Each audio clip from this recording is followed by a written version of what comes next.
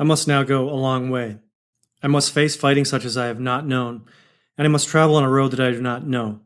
The Epic of Gilgamesh, Tablet 3, 2100 BC. I was rummaging around the external compartments of the helicopter as sweat dripped down my face. The heat was unbearable, and my slippery fingers had trouble grasping when my radio toned, "Time to fly." The heat inside the hangar was stifling. It would be our third flight that day, and the veil of fatigue was inevitably descends after 12 hours of intense stress was beginning to take its toll on my spirit. I raced inside with the enthusiasm of a small child and took the call. Flying never got old.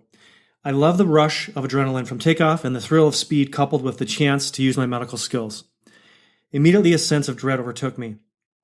I could feel an unwelcome pit open in the bottom of my stomach as I listened to the physician on the other end of the phone relate the brutal details. Some cases are more emotionally charged than others. This one would prove to be one of the hardest cases I've ever had in my career. A story unfolded that a 6-year-old child had been playing in the yard and had apparently wandered out into the road. The family lived in somewhat of a rural, remote area, and it was not unusual for cars to travel in excess of 60 miles an hour in front of their home. As supper time approached, the father went out to find his son and couldn't locate him. As he walked down the road calling his son's name, he found a single shoe. He immediately began screaming for help. The child's mother and several other siblings raced out and began to scour the immediate area. They soon located the child on the opposite side of the road, crumpled in a pile in the ditch. There lay their precious son, battered, bruised, bloody, and unconscious. A senseless victim of another hit and run. The local ambulance crews responded quickly and found a shattered family holding their precious soul. A paramedic scooped the child from the father's sobbing arms and ran back to the ambulance for a short transport to the local hospital. The ER staff immediately took over. They secured his airway with an endotracheal tube and inserted several IVs into his arms and began the tedious process of pouring life-saving blood and fluids into him. These are standard but critical actions in an attempt to save this fragile, precious life.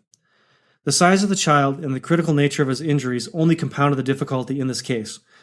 The clicking sound of his shattered ribs, along with the dramatic bruising on his torso and abdomen, signaled horrific injuries below.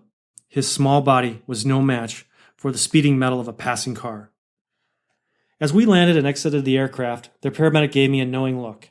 We had dealt with children in a critical condition before, but this was going to be different.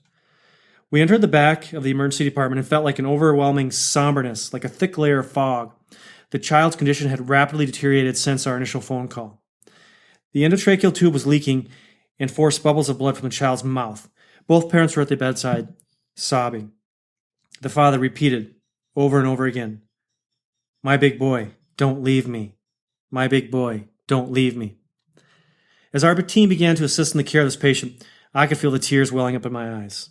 I had just experienced the birth of my own child, who now was just a few months old, and I also called him Big Boy.